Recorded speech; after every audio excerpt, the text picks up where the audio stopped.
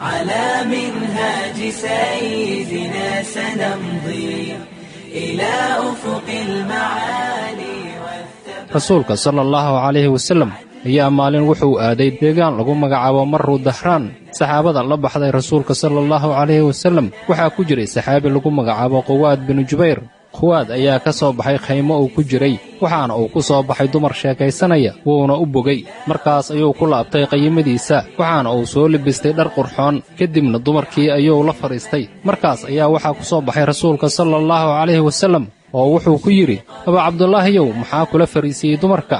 markaas buu yidhi, rasuulkii Allow, waxaan leeyahay awrdida oo aan dabar u raadinayo.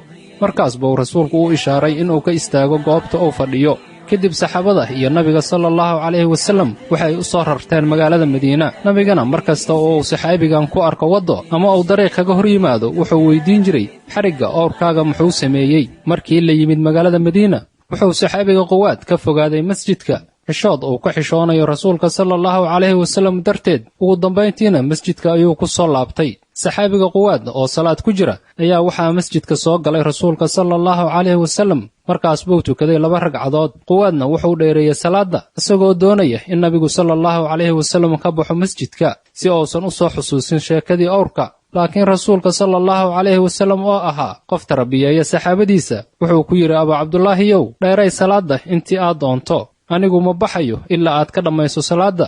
Quwaad wuxuu waayey xal aan ka ahayn inuu salaada dhammeeyo. markii uu salaada ka baxay ayuuna nabigu weydiiyey sallallahu calayhi wasallam su'aashii uu weydii jiray ee ahayd, xarigga awrkaaga muxuu sameeyey? Quwaad ayaa yidhi, allihii xaqa kugu soo saaray baan ku dhaartee, ma jirin wax awr ah oo iga didayey ama iga cararay maalinkaas ilaa iyo hadda. rasuulka sallallahu calayhi wasallam wuxuu yidhi, alle ha kuu naxariisto. mar kalena ma uusan weydiinin su'aashii aan soo tilmaannay. wuxuu nabigu sallallahu calayhi wasallam ogaa inaysan jirin wax awr ah oo Quwaad ka diday ama ka cararay, keliyana uu dumarka la fadhiistay xilli uu ahaa bashar taag daran oo ay naftiisu jiidatay. maadaama uu qayrna ku ogaa, ma doonin nebigu sallallahu calayhi wasallam in arrinkaas uu ku sii socdo saxaabiga. waxaadba mooddaa su'aasha uu ku celcelinayo inuu ku dareensiinayay inuu og yahay xaqiiqada sababta uu saxaabiga ula fadhiistay dumarka.